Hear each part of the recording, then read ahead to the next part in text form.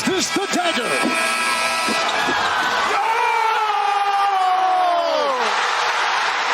Illegal substitution. Too many men on the field. Saskatchewan. Gizmo has a block and the sideline. He has not stepped out. He may go all the way. He needs one block and he'll do it easily. Promise Mess I wouldn't do this. McDavid stops up. What a move. Shoots. Scores!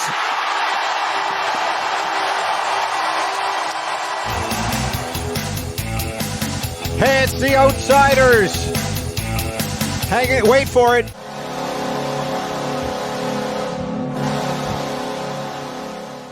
Brent Griffiths and Robin Brownlee with you. This is episode 35. How you doing today? Hey, I'm terrific. So we're now, 35 episodes in before we got our intro changed to remove the Edmonton football team. Yeah. They're still in there, but we just don't hear the name. Yes, the name. We cannot hear the name. Hey, you know what? Is that okay? You know what? I was waiting to not like it. I actually think that's pretty good. It works for me. Okay, great. Well, we'll hang on to it for a little while, and you know, I'd like to change it up more than once every year, but I thought it was okay. Anyway, it's great to be back to start another week.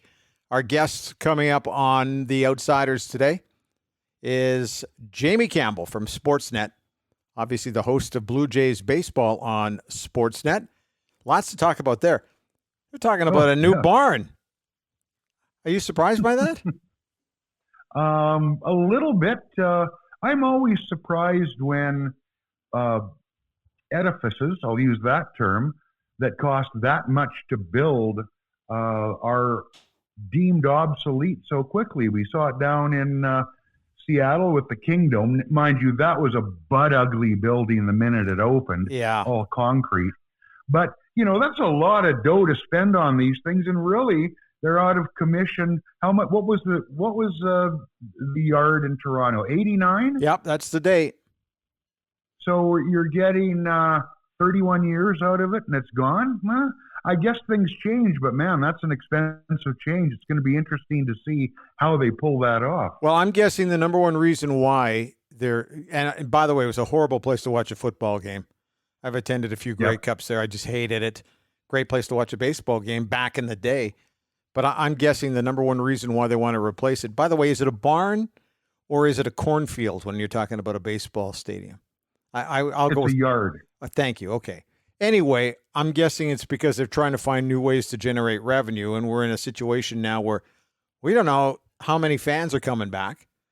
And if they're not, are they going to have to make up any lost revenue via the hands of corporate sponsorship? So I'm guessing there might be a little bit of that in there. Hey, the way things are going with this freaking COVID, having fans in the building is going to be a new way of producing revenue if it takes long enough. Yeah, there's that. So we'll talk to Jamie about that and lots of other things. I'm kind of curious to get his thoughts on how he thought the bubble thing went. You and I, the early going when we started, a few of these positive tests were popping up. We went, this isn't going to work. Well, it did. We got all the way through to a World Series, so congratulations to them. We'll talk to Jamie about that and some other sports stuff as well. So it was Tyson and Jones, the big fight on the weekend. Did you watch? Did you throw some cash down to watch the boys throw it down? Did you called it a big fight? Did you? Well, here's how I view it, and then you can give me your assessment because you were the guy who did so many writings of so many boxing matches in this town that you'll have a much better take on it. So I'll give you like my layman's example. For me to want to watch a fight or to pay the money, I have to think it's going to be one of two things. It's going to be an absolute spectacle or it's going to be an absolute debacle.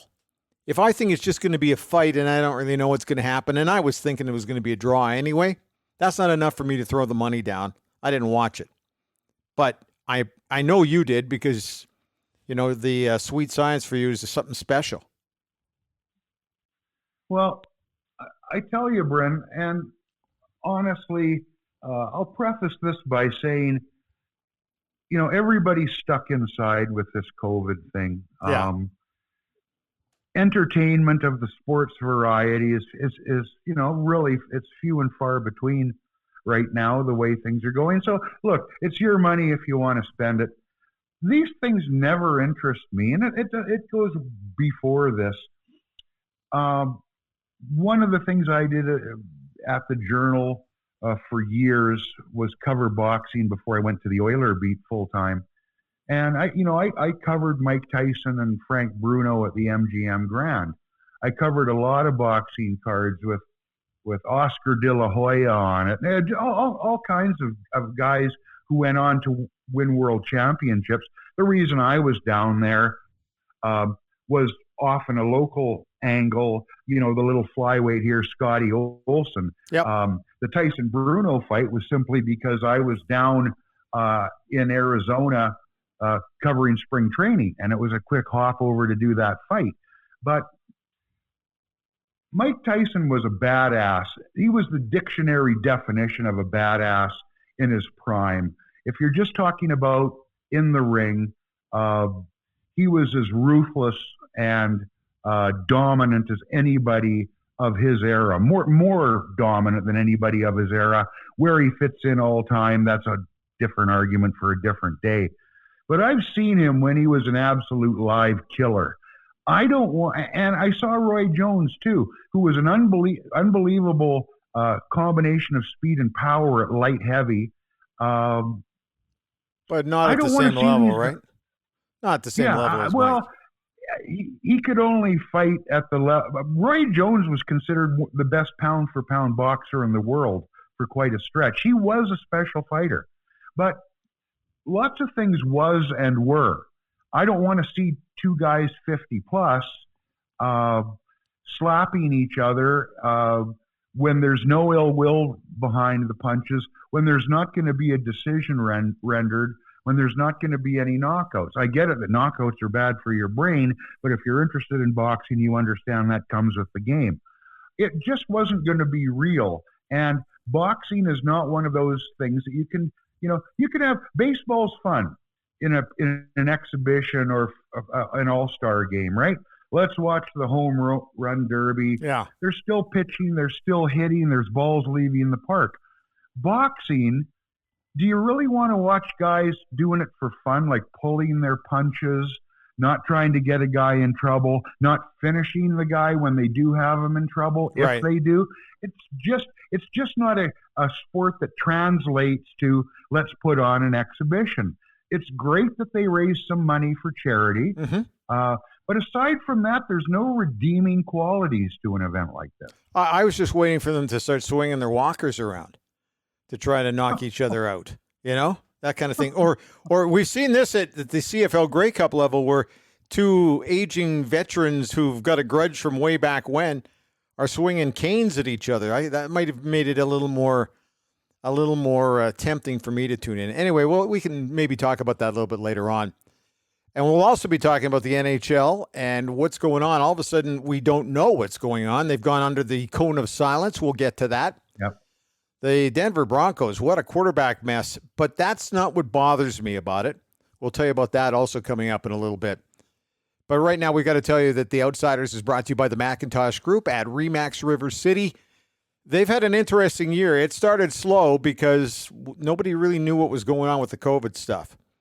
Well, Brent and his entire team out there started to get a new game plan together. And that's been the success of a lot of companies that have done well or have recovered, is because they saw the new game and they made a new game plan to deal with it. And that's what Brent and everybody at the Macintosh Group at RE/MAX River City did. They had to kind of regroup a little bit, and they are finishing the year off rather successfully. They're very pleased with how it is wrapping up, and they're very positive about the year ahead. And anyway, the success in finding buyers looking for their next home, and the sellers looking to get the big sold sign up on the front lawn, even though right now you'll need a nice fishing auger to get to the grass to put that sign in. But Brent is very happy with the way things are going. And if you'd like more information, just give them a call at the Macintosh Group. The phone number is 780-464-0075. It's as simple as that. just checked them out. They're looking for sellers, buyers, and at one time they were looking for a new agent because they continue to grow. So make sure you ask for Brent and tell him that you were listening to The Outsiders. He'd love to hear that as well. Jamie Campbell up next.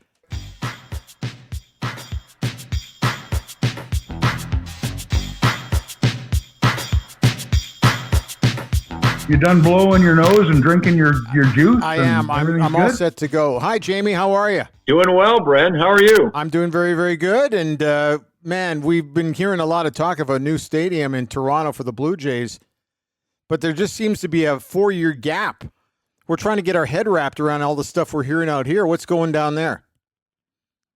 You know, it's actually an old story. It's something I've known about in bits and pieces for over a year now. And to be honest with you, I love that the Globe and Mail released the information and the detail that they have, because what it has done is it sparked a lot of enthusiasm among sports fans in this area in particular about the possibility of a new place to play. But it's something that on the ground level and on government levels, and as far as I know, on Rogers executive levels, just hasn't been discussed in quite some time. It was certainly a topic of conversation about 12 to 18 months ago, and there were discussions with the design company and all of that kind of thing. And I even had one person with the organization over a year ago tell me that if they did something, they would try and model it after the St. Louis project of, I think, 2005 or 06, where they literally built the new stadium while they were able to play at Old Bush Stadium. And then once the season ended, they were able to destroy the Old Bush Stadium and finish the one they'd started just outside. And there is a little bit of real estate where the Blue Jays could conceivably do that. But, you know, the pandemic came along, and then a number of things happened, and they focused all their efforts on playing games in Buffalo. It's just not something that has been on the front burner for some time. And maybe the publication of that story will force that now. I don't know. Jamie, that's a relatively short shelf life for a facility that costs that much to build. I think it from 89 till, now, that's not very long. I mean, I think the Kingdome was shorter, but it was a freaking ugly, hideous building the minute it opened. Yeah. And I don't particularly think this facility is tremendous to watch everything in. The roof is cool, but why the need to at least explore this option now? What is not there that needs to be there in a new facility to make it make sense? You bring up an interesting point, Robin. If you think about when, for example, of course, neither one of us was alive at that time, when they constructed Yankee Stadium across the river from the Polo Grounds in whatever it was, 1921 or 1922, or built even Dodger Stadium more recently. Mm-hmm. And I believe Dodger Stadium is the third oldest stadium in Major League Baseball right now.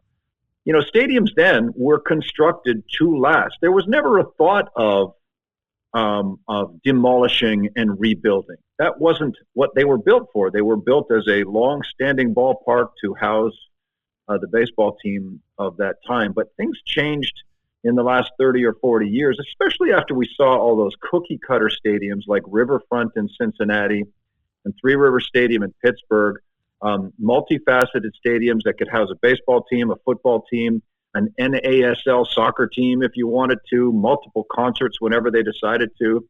And then suddenly, a couple of years after the Sky Dome was conceived and constructed, the whole industry changed. And now you've got these retrofit ballparks like Camden Yards, where they really only do have a shelf life of about 30 to 40 years, because at some point, even Camden Yards is going to have to come down because they just don't have the capability of revenue production that you need to have. And in the case of the Rogers Center, I've been there when they literally postponed the game on a rainy day because there was a leak in the roof. And it's breaking down. Everything breaks down. I'm sure you guys bought a car 10 years ago, and now it's not as attractive as it was when it came off the lot 10 years ago. So I firmly believe that the Rogers Center is just near the end of its expiry. And, I mean, they can't just keep sinking money into fixing a roof and fixing everything else when they could spend a whole lot more money and go ahead and make something modern, make something retractable, make something that's going to generate a little more revenue. People may not like the place. I didn't like it when it was first built, but I really like it now. There's a history there now, some great baseball moments. Joe Carter's home run, Jose Bautista with a bat flip. One of the greatest Grey Cups, if not the greatest Grey Cup, was played there. Yep.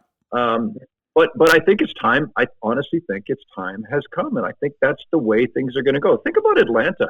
In the time that the Rogers Center / Skydome has existed, Atlanta's had 3 different places because they played that World Series in '92 at Fulton County Stadium. Right. They built Turner Field for the Olympics, and now they got a brand new ballpark. Yeah. So it seems to be the way things are going in professional sports. You brought up something that I've been thinking a little bit about lately, and that is the NHL released their retro jerseys, and the Oiler one goes back to 1973. So now I'm thinking, okay, so I started watching that team at the old Edmonton Gardens. Then we went to the Coliseum, and now we're obviously at Rogers Place. Did you not like Skydome then because you grew up at Exhibition Stadium? You used to go there with your dad all the time. Yep, that's exactly why. And Exhibition Stadium, and I don't know if either one of you got there. Yeah, it was a terrible stadium. It was awful. Just as bad for football. But it was my playground. Yeah. Terrible for football. Yeah. Not so bad for baseball, but still not great for baseball. It was aesthetically unpleasing to look at. It was by the lake, and it was freaking cold there in April and September. I loved the place.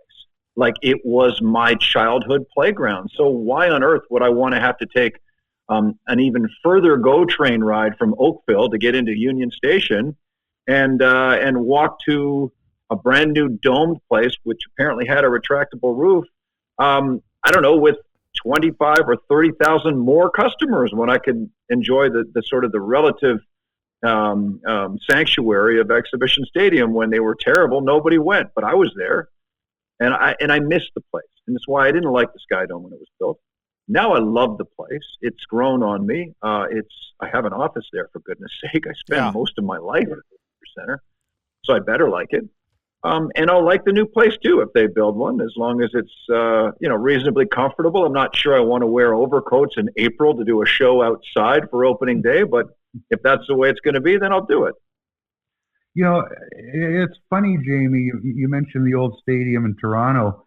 I grew up watching the Edmonton Eskimos come to Vancouver and kick the shit out of the Lions at Empire Stadium. Yes. And in the rain. Then the move was to BC Place. That went up around the time of Expo out there. And it seems to me one of the problems, I always thought BC Place was like playing in a hospital. It was too antiseptic with that big white Teflon roof, and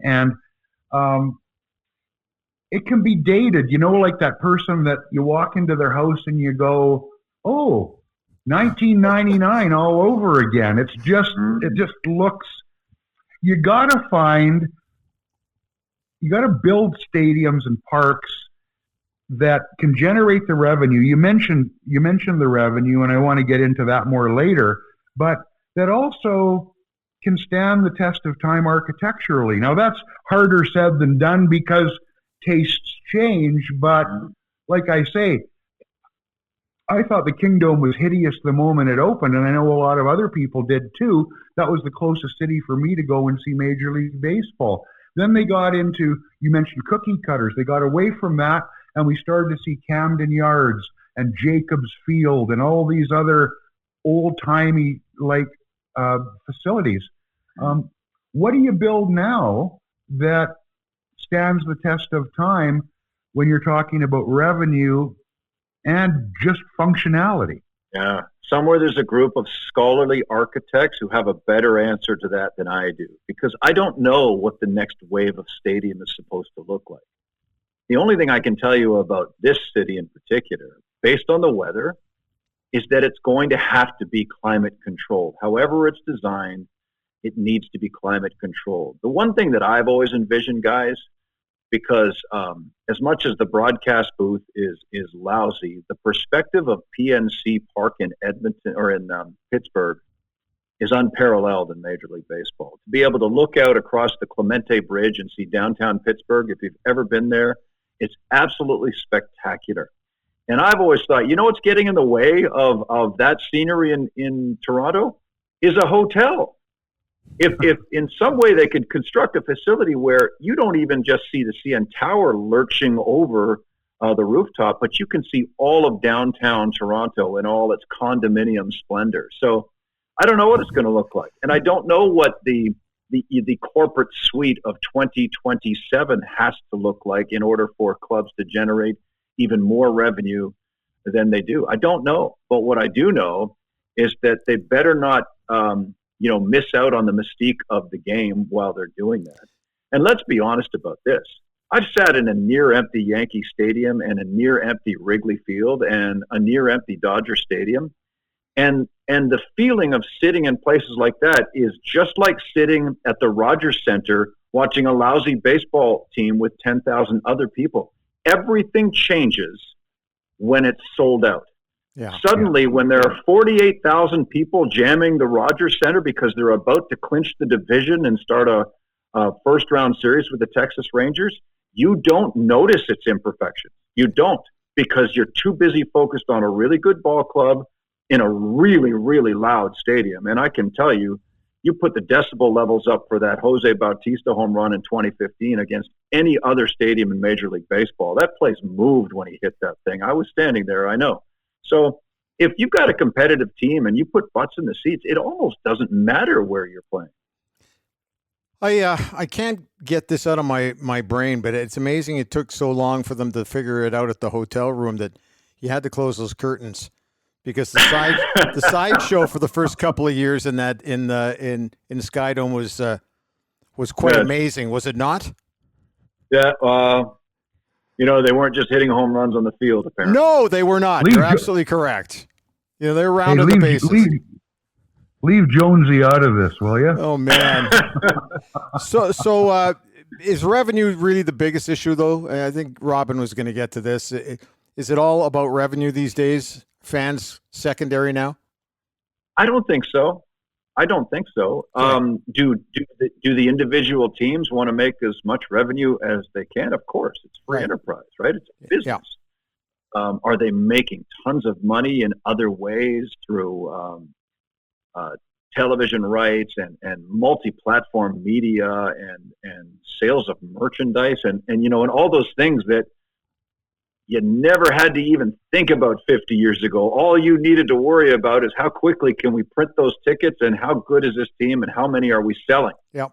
And now they're generating revenue in ways that you and I don't even know about. So I'm not totally convinced that sales of suites is that vital to the operation of a Major League Baseball team. I can't comment with respect to NHL teams, CFL teams, or the like, but I don't know if it's as important in baseball as it was, say, 25 years ago.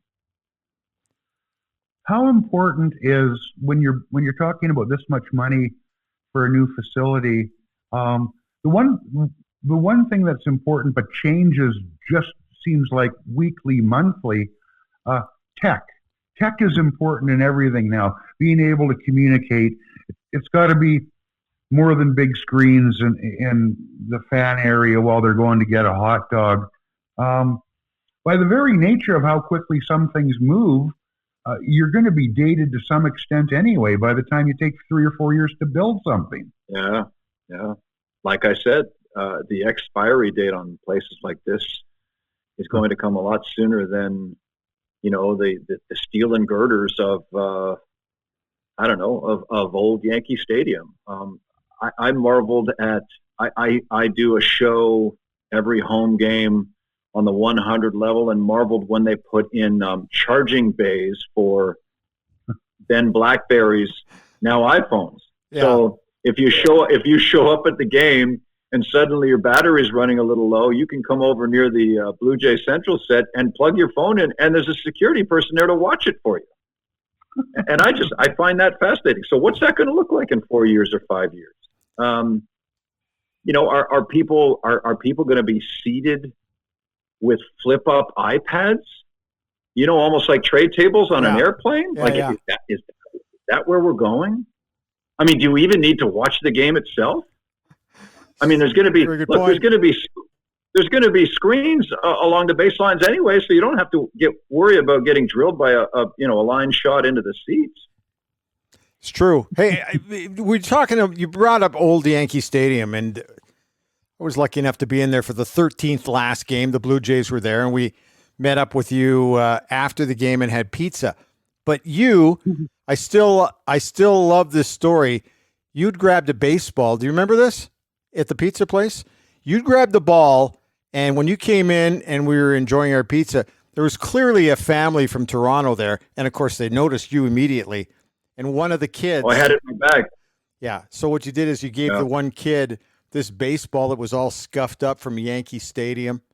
And I still remember the look on his face. And I don't know. Really? I know you did. Yeah. I know you did more than that, just that one time. I love doing that.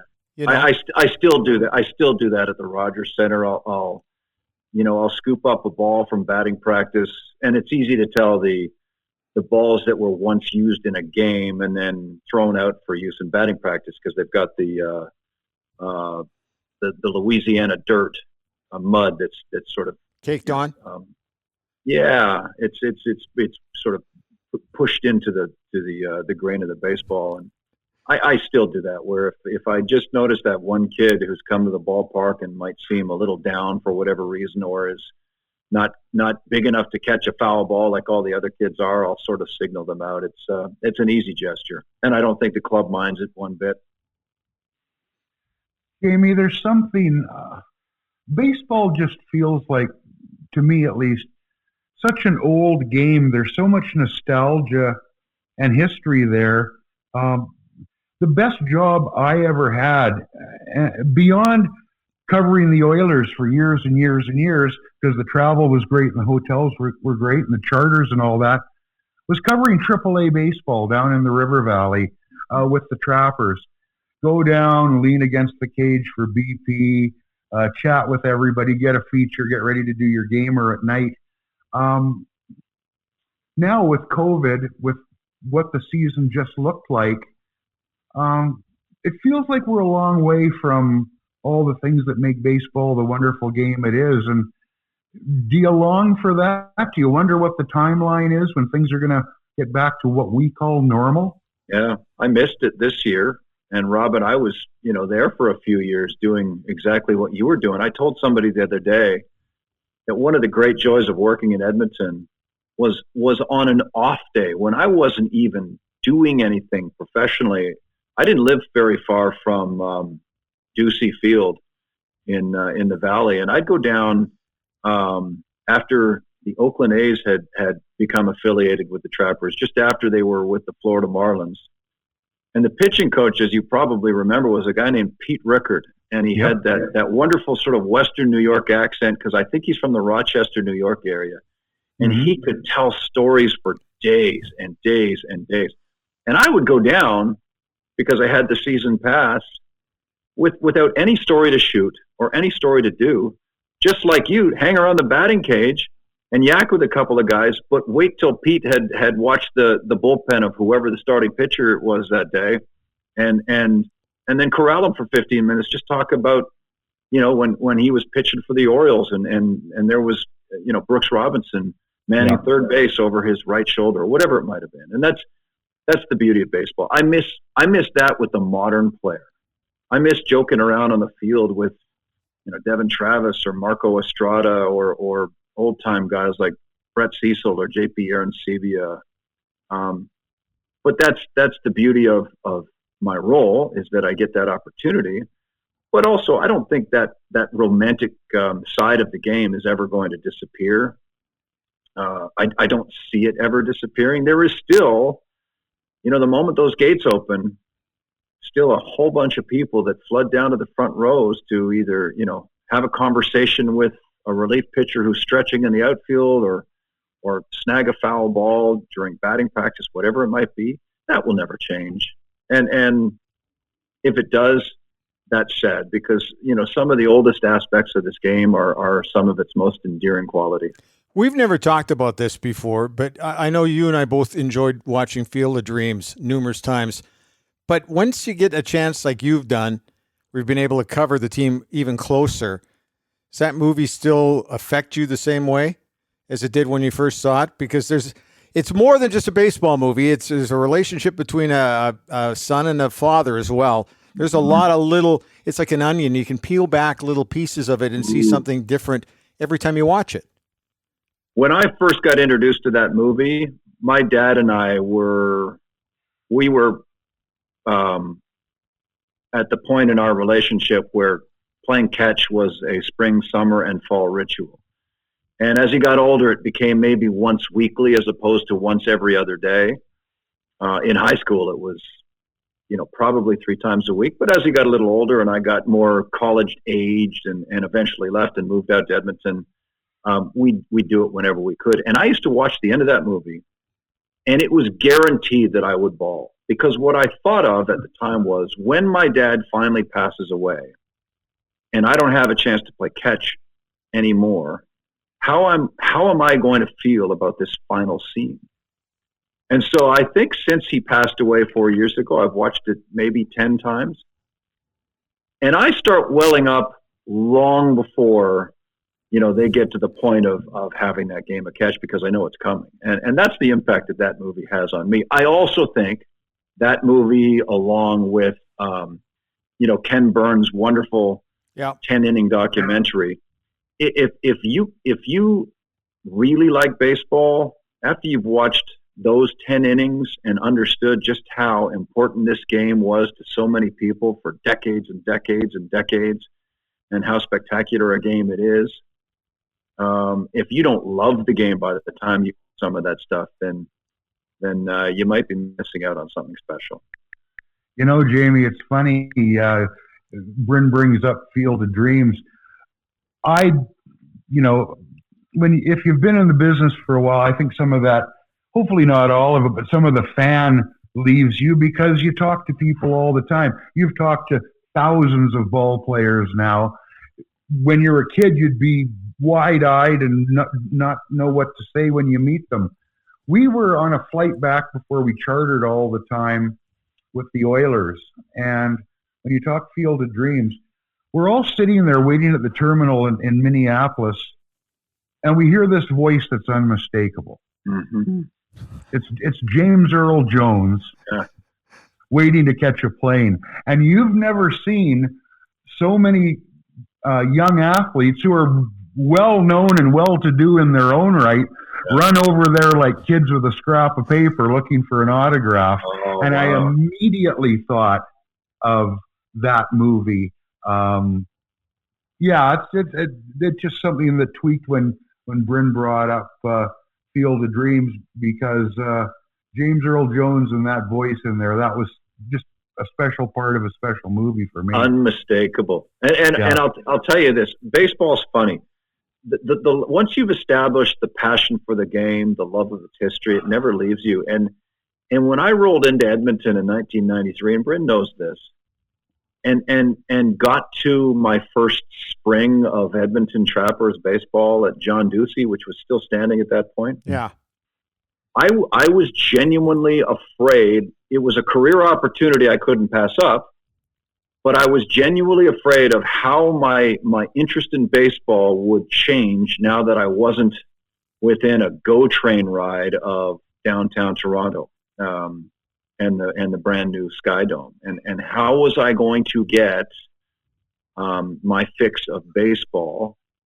And being in Edmonton, my thought was, well, you're gonna have to jump on a plane and go somewhere, Seattle, Minnesota, go back home if you have to for a couple of weekends, whatever it's going to be. And I'll never forget the first time I went to see this new team. I think they had a media day introducing the '93 team, and I showed up to do a couple of interviews, and I thought, this is exactly what I need. This is going to And it's funny, that stadium and the one that came after it, Telus Field, and that ball club with a bunch of, mostly guys who never made it in the major leagues. They had cups of coffee. Jason Giambi did well, but, the Steve Wojciechowskis of the world never did much of anything in the big leagues. Every chance I got to go there, it completely replenished my love of the game. And it made me realize that it doesn't matter where you go, as long as you've got a television or an opportunity to jump on a plane every now and then and get to a big league ballpark somewhere, or a minor league ballpark for that matter, as long as you can maintain that love in some way, it'll never leave you. Got to ask you. Yeah. I mean, it's one of those things, and Robin and I have talked about this a fair bit over the last few weeks. We didn't know if Major League Baseball was going to survive the bubble season and the playoffs, and they did a remarkable job of it. How did you think that it played out?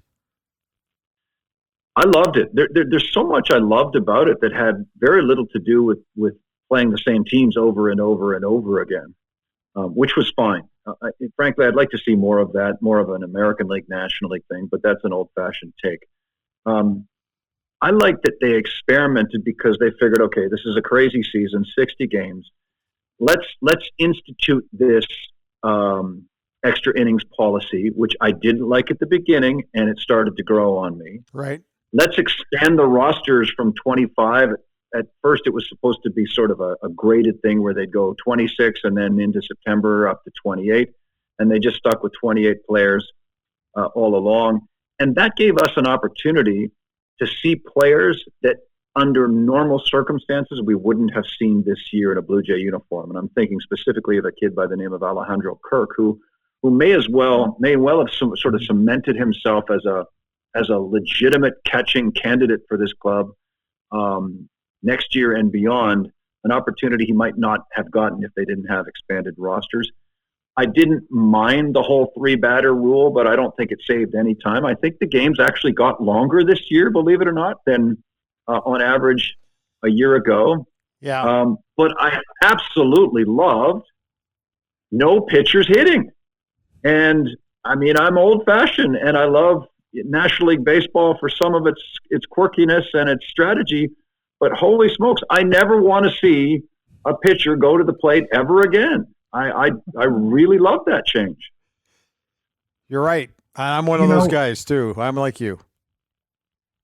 And the thing is, Jamie, I sometimes wonder, in a situation like this, much has changed. Out in the retail world, curbside pickup and online ordering is blown up because it has to. It's a necessity. With some of the things you saw this season, do you think some of those should be carried through to when do we return to what we call normal? What ideas, what have you seen that would maybe make sense even though we have a choice not to do it that way? In baseball specifically, Robin? Yeah. Well, I can't imagine pitchers are going to hit in the National League ever again. A lot of this stuff is still up for negotiation, obviously. Mm-hmm. Some of it can be implemented by the commissioner without any feedback from the players, I believe. But, they're trying to slow the game down. And truthfully, I don't think there's anything that can be implemented in the way the game has played to slow it down, because what's happened is teams have sought this competitive edge of not using a starting pitcher a third time through the order, and that's what's halted the game. So those days of Roy Halladay going 9 innings in 2 hours and 15 minutes are long gone. Yeah. Because now you get 5 innings of Blake Snell, and here comes your bullpen. It doesn't matter that he's only given up 1 hit, or whoever the starting pitcher is that day. Like, good starting pitchers in the next 15 years, unless something changes dramatically, are never going to be expected to go beyond 6 innings, because teams are going to load up on bullpen arms that can throw 97, 98, stable of 98s, as Kevin Cash said. And that's what slowed the game down. What kept baseball going at a decent pace for so long is that Sandy Koufax didn't come out in the 5th inning. Yeah. Nor did Steve Carlton, nor did Roger Clemens, nor did Mark Burley or Roy Halladay. They went 8 and sometimes 9 innings. You were a failure if you couldn't get past the 5th inning. But now it's done by design, and it's brought the game to a screeching halt. And it's because every team is looking at every possible way analytically to win baseball. So you can't fault them for doing what they're doing. No. But that's what slowed the game now. It has nothing to do with changing a pitcher, 3 times in one inning. Well, we certainly saw in the World Series a lot of questioning on pitchers being pulled when they were pulled, right? Oh, yes, goodness, yes. And it's not going to change. I mean, look, the Tampa Bay Rays got to the World Series, almost won the darn thing, with the 28th highest payroll in baseball. Yeah. There are only 2 other teams that don't pay their players as much as the Tampa Bay Rays. And they did it because they're analytically savvy. And they did it because they don't require their starting pitchers to go more than 5 innings. Time to go back and watch Moneyball all over again, just to see how you can maximize with the minimal amount of cash. But yeah. Hey, I have to ask. Hey, I'll tell you this much, guys. It's not good for the social life of a baseball broadcaster when you're sitting there for 3.5 hours. Not to mention rain delays or extra innings. I mean, I'm not complaining. I'm just telling you, those guys that do hockey on a full-time basis, they have no idea how lucky they are. It's going to start at 7. It'll be done by 9:30. Yeah, exactly. Hey, when you take a look at the roster of the Blue Jays, what were disappointments for you this season, and where do you look for improvements in the next season? Ooh, disappointments. I don't know if I want to pick individual players. Okay. I think they had. Well, they took some flyers on a couple of guys. Tanner Roark comes to mind. He wasn't quite as advertised. He wasn't the innings eater that they had asked him to be. Chase Anderson wasn't as effective as perhaps they thought he would be. But we know guys can have bad seasons too, or off seasons. Everybody's going to have a bad. Yeah, I think they need to work on their catching situation. Both their catchers, Reese McGuire and Danny Jansen, seem to be offensively black holes. And if you sit with Joe Siddle every night, as I do, you can hear lots of criticism about the way they catch a staff. Although Danny in particular has gotten really, really good at defensively blocking pitches and that kind of thing. There are necessary improvements in a lot of places for this team. I'm told they're aggressively going after George Springer from Houston. He'd be a massive upgrade in the outfield. I doubt they'll get somebody like Trevor Bauer. I hear that they want to try and acquire Francisco Lindor, and I don't blame them one bit, but if they're going to, I hope it's for more than just this year, because that's not the way they're looking. They're looking for competitiveness 4, 5, 6, and 7 years in a row. They're not looking to be really, really good in 2021 and then blow it all up again. So there are a lot of places this team needs to improve. Starting pitching, probably first and foremost. But the bright side is there have been some players, as much as they made a ton of mistakes, whether it's Bichette or Biggio or Vladdy, and all his issues with weight gain and weight loss. They look like they're headed in the right direction. It looks like these kids, when they figure out what it takes to be a major leaguer and get their 1,500 at-bats, are going to be, multi-year all-stars. And I can say this with certainty, they have a very deep farm system right now. And I don't put too much stock in farm systems, because prospects are used to get better players if you can, used to get major league proven, major league caliber players. That said, they have some kids, Simeon Woods Richardson, Jordan Groshans, Alek Manoah, Adam Kloffenstein, the kid they drafted with the 3rd pick in the draft, Austin Martin from Vanderbilt. They have some incredible young players down in their system. So if they can supplement the major league team with players like that, or trade them for established major league talent, I think you're going to see the Blue Jays ultra competitive for many, many years. At least that's what I hope. Jamie, I want to thank you for making me feel like a fossil with Guerrero and Bichette, because I remember when their fathers broke in to the league. But I saw something on Twitter the other day with Guerrero and the slim down program he's on now. Is this an ongoing thing, or has the club gently said, Vladdy, don't eat your way out of a job, or what's happening with that? Okay, so I think it's a little bit of both. I think Vladdy himself has decided I need to be a little more agile if I'm planning, and apparently he's planning on coming back into camp and trying to win back third base. It depends to me on what they want him to do. Do they want him to be a first baseman DH for the rest of his career? And if that's the case, and this is just my opinion, I saw a somewhat skinny David Ortiz go from the Minnesota Twins, where they asked him to be a slap hitter. He went to Boston, gained a little weight, and became an icon in that city because he could flat out hit. And I always caution people who are very quick to jump on the Vladdy has to lose weight bandwagon. Mm-hmm. Well, you know, David Ortiz wasn't exactly skinny mini, and he's take away I believe one rumored positive test of PED, and he's a Hall of Famer without fail. Quite possibly the top 5 greatest hitter of all time, Tony Gwynn, was not a thin man. No. And so I caution people if this is what you want, if you want Vladimir Guerrero Jr. to be a multi-time All-Star who hits for average and power, but doesn't steal bases and may not be the most spectacular third baseman ever, then be careful about wanting him to come to camp at 205 pounds. Because if that's not what he is, and frankly, when he was first scouted, and Alex Anthopoulos took video of him as a 15-year-old hitting ball after ball after ball out of some, cruddy little field in the Dominican Republic, he was a big kid then.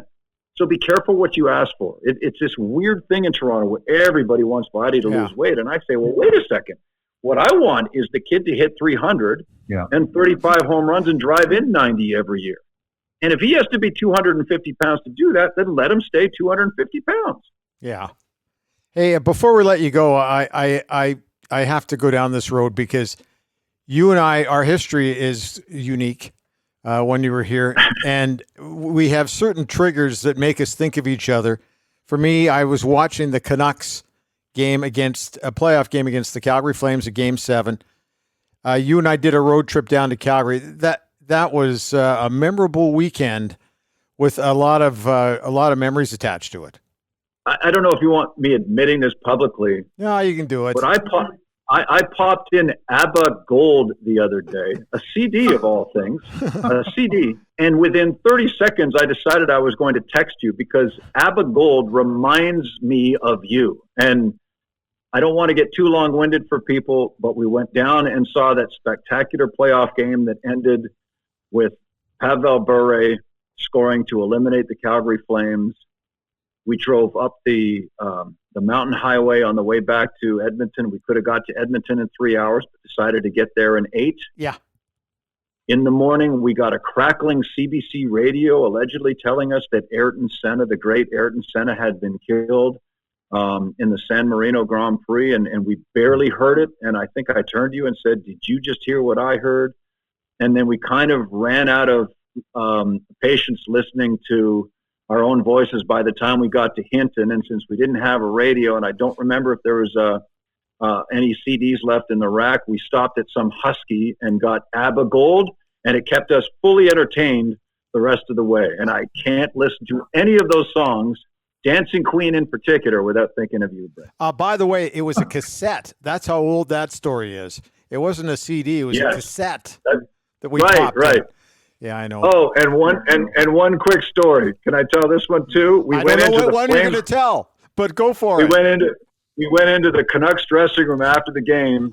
What radio station were you working for then? I was working for Kissin and CHQT, and it was an off weekend, so I didn't have to work, but we went down pretending we were working.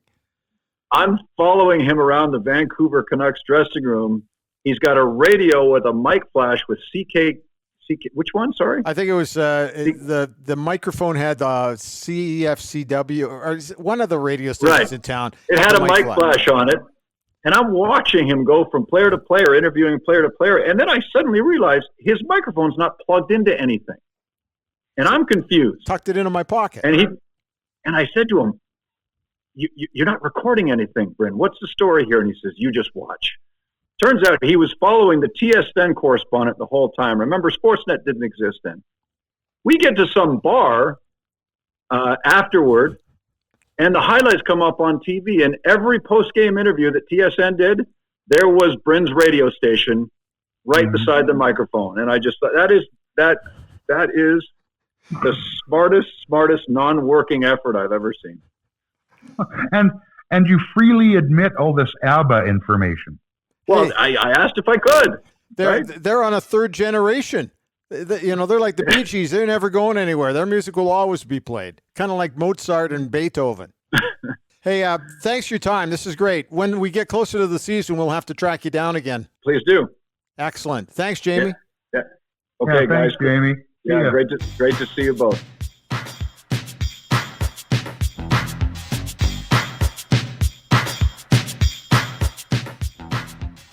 So there you go, Jamie Campbell from Sportsnet and the Toronto Blue Jay broadcasts, which really do deliver big numbers in Canada. You want to talk about, I just let me go a little off tangent here because I remember the last time Jamie was in town, we usually get together and go for lunch at the Italian Center in Little Italy. He just always loves it. But one of the things, the last time he was here, and I can't remember who the player was, and we took him to an Oiler game. And, of course, we told the Oilers brass that I can't remember the player's name, but so-and-so from the Blue Jays is here with Jamie Campbell. And they said, great, well, we'll throw a little highlight pack on the big screen, and we'll put them on. And the crowd got on their feet. That was after their big year. And the guy was absolutely blown away because you can be told in Toronto that you're Canada's team, but until you go to the Saskatoons, the Dauphin Manitobas, the Edmontons and Calgarys, you just don't understand how much the baseball team has got this national following. The only other time you do is when they played in Seattle, right? And half of Vancouver would come down. And it was like a home series for the Blue Jays. They felt it then, but I still remember the response and the reaction from the Edmonton crowd was great. I would much rather have the two teams. I'm with you because the other team was my favorite team.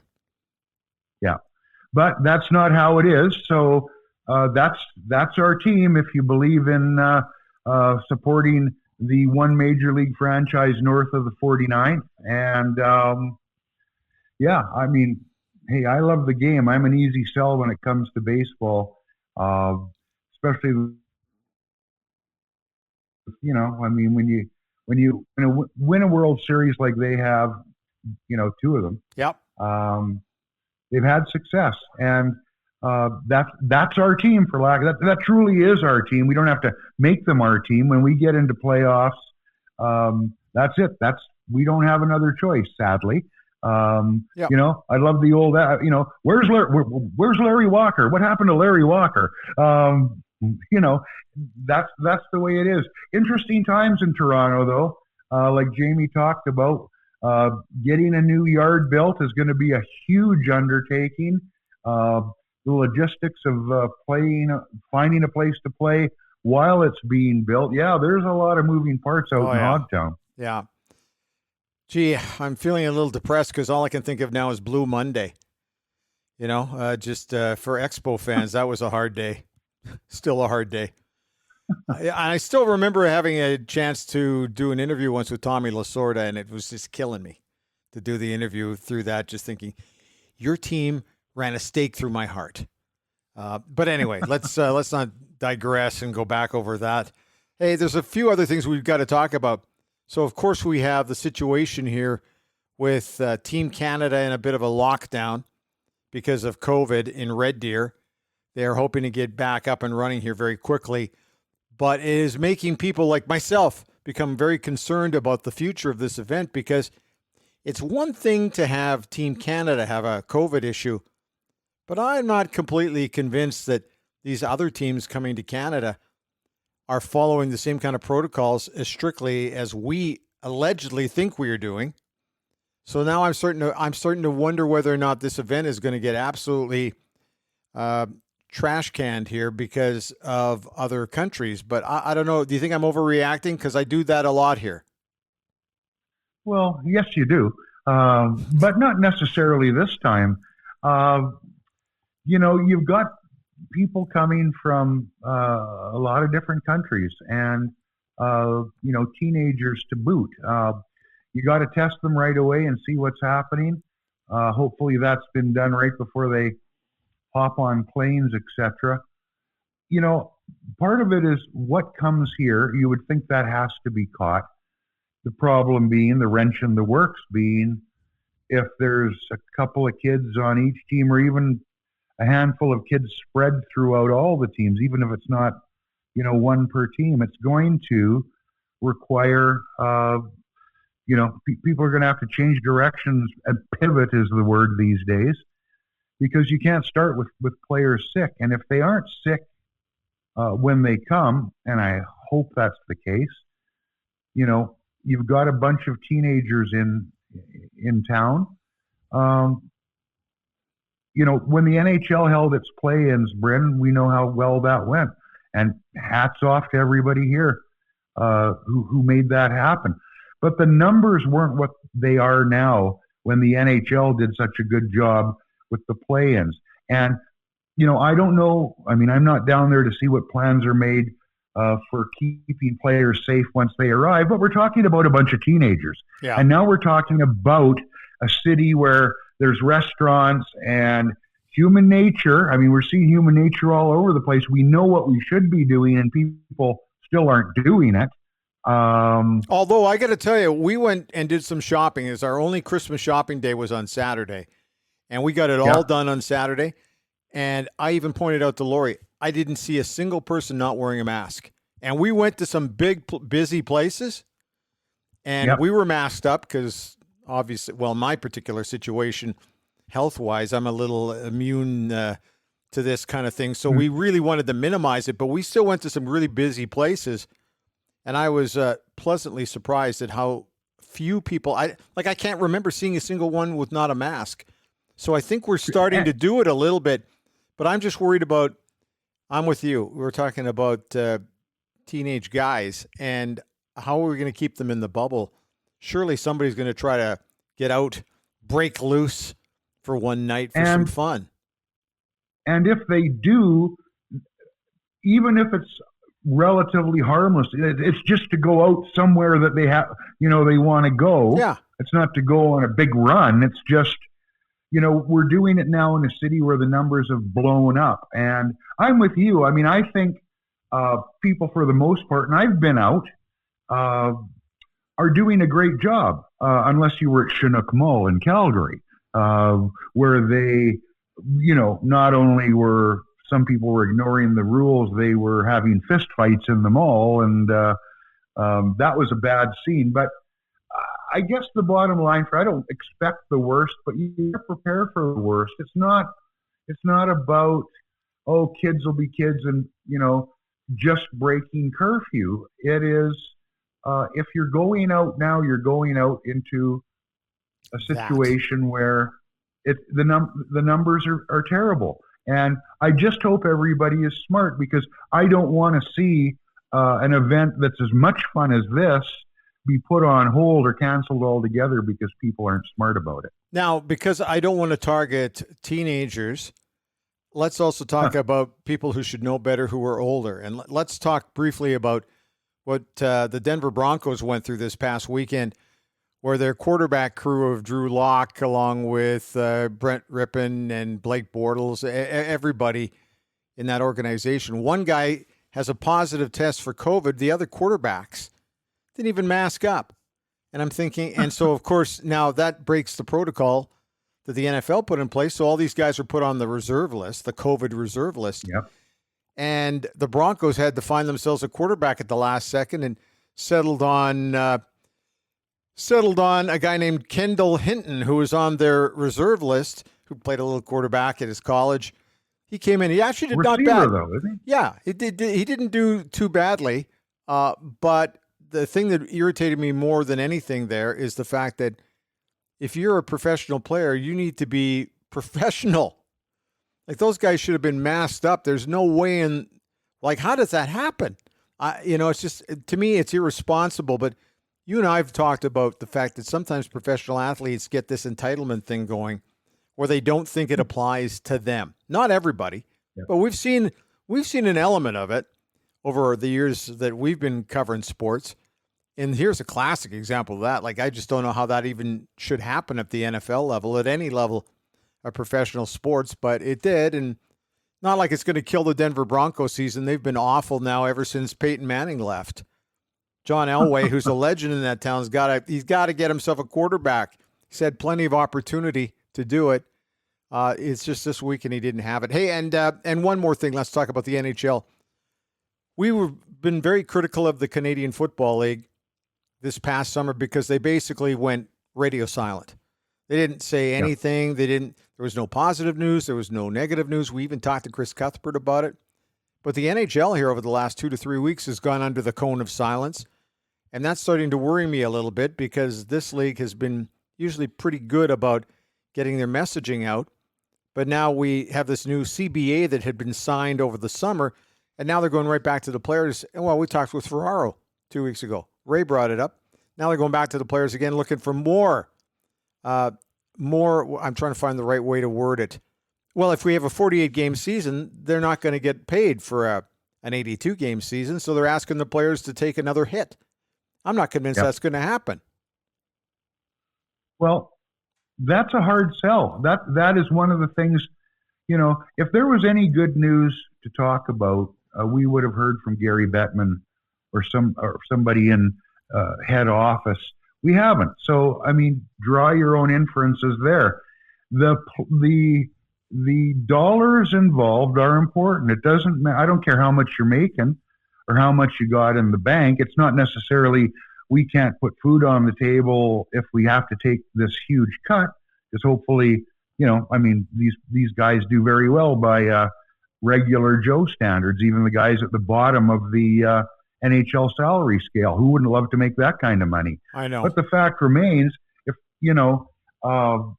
you're asked to give it all back or a huge chunk of it, how does that play out down the road when things are so uncertain now? How do you play catch up? How do you get square again? That's one aspect of it. It's a business, and it's not fair just to ask the players to buckle. There's got to be a line that both sides, while taking a hit, aren't getting bowled over. That line is hard to find. The other thing, Bren, and I think it's as simple as this, although simple is complex in the sense that there's a lot of things that go into it. With the way numbers are going with COVID, we're talking both sides of the border, obviously. It doesn't matter if it's a Canadian division, which I would love to see for a season at least. But with the numbers being what they are, absolutely exploding in the States, it's in the transition between, Trump and Biden and the lag of him wanting to turn over. It was already bad there. This isn't a Trump thing, but this plays into it when you look at their numbers. For whatever reason, we're screwing it up big time up here. I say us, it may be only a handful that the reason it's spreading, but our numbers are absolutely crazy now compared to what they were when we started up hockey again before. So I don't know. I don't know if they can get started. January's out. We still haven't heard that that's officially the case, but there's absolutely no way they're starting in January. And I'm starting to wonder if February becomes a push. Well, if they don't start by February, there's no way they're going to save this. Well, yeah, that's what I think based on, we've always talked about them getting back to something that approaches a normal timeline. How many games can you fit in so you're not now backing up the following? You can't look too far ahead, but that's one of the things Bettman wants to do. Get back to a relatively normal time for the draft, for free agency, for the offseason, for the start of the following season. If you want to play 48 games and you don't want to push everything back, you need to be started in the first week of February. And that's looking iffy right now. Well, and the other thing, too, that Ray Ferraro pointed out is that the biggest obstacle for the National Hockey League is the Summer Olympics. They need NBC on board because they need the U.S. coverage. And if the Summer Olympics were to go ahead in Tokyo, then the NHL season's got to be done by a certain point. They can't drag it over into the month of July. So I'm with you. I think we're going to hear it. We've got to hear something in the next couple of weeks, but let's keep our fingers crossed and see what they come up with, and I'm sure they'll make it perfectly clear. Our program, The Outsiders, is brought to you by the Macintosh Group at RE/MAX River City. 2020 has been a challenging year for everybody, and it was challenging for Brent and his team as they were trying to sell and help people buy homes in the Edmonton area. But the one thing that they did was they flew, how do I want to, they didn't fly under the radar, but what they did was they kind of kept a low profile, I guess flew under the radar works, during the first half of the year. Took a look at what was going on with the COVID and how could they reassess and readjust. And they did a nice job of it because they're going to wrap up the year rather successfully. They're quite pleased with how they've come through the year. Unfortunately, for a lot of companies, they did not make it through the year, but the Macintosh Group at RE/MAX River City has. They have been very successful in the past in helping buyers find their next home, and also sellers get that big sold sign put up on the front of their homes as they try to sell and maybe make a move. So Brent and his team know what they're doing. They have some new team members, but if you'd like to get some information just to chat, now's a good time to chat too, because it's a little quiet right now, as it always is in the month of December and January. But you can reach out to the Macintosh Group at 780-464-0075. That is 780-464-0075. Or you can track them down online at macintoshgroup.ca. As I said, looking for sellers, looking for buyers. And at one point they were looking for a new agent. I don't know if they've filled that position, but it just tells you that they're continuing to grow and they're taking on the challenges full speed ahead. Hey, thanks for your time today. That's fun. We had quite the morning. We have to thank our buddy Rod Peterson for having us on his show earlier this morning. Yeah. The only negative about that, I think, is that people actually got a chance to see us. Did you do the makeup? Did you get your makeup done? I had to take the bags out from under my eyes, and I had to really cake it on today, but whatever. And also I did it in front of our Christmas tree just to try to. I just leave. I let the ugly truth hang out. That's the best way to go. Ouch. And hey, it's not like it's going to be a surprise. Anybody that knows me knows I'm not going on the cover of GQ magazine anytime soon. Not the sexiest man in 2020, except for in the one household with the one person, I think is probably the best way to word it. Hey, thanks for your time. We're coming down the home stretch. If you're interested in getting a hold of us, it's real simple. You can do that. You can drop us an email. And the email address is mightymouth@shaw.ca. That'll come to me. We'll get back to you. If you have any guest suggestions or topic suggestions or show suggestions, get a hold of us there. Also on Twitter, the handle's really simple. @Outsiders, all in caps. That's @Outsiders2020. And also make sure you tell your friends to subscribe or follow our RSS feed on your favorite ear candy sites like Apple, Google, Spotify, Pocket Casts, whatever. That way, when the new podcast drops every Monday afternoon, you get an alert. It'll tell you all about it. So your support is greatly appreciated, and can't thank you enough for that. Robin, that's it for today. Are you okay? Went fast. And a big thank you to Jamie Campbell for joining us on the show today, too. Have yourself a great week, everybody.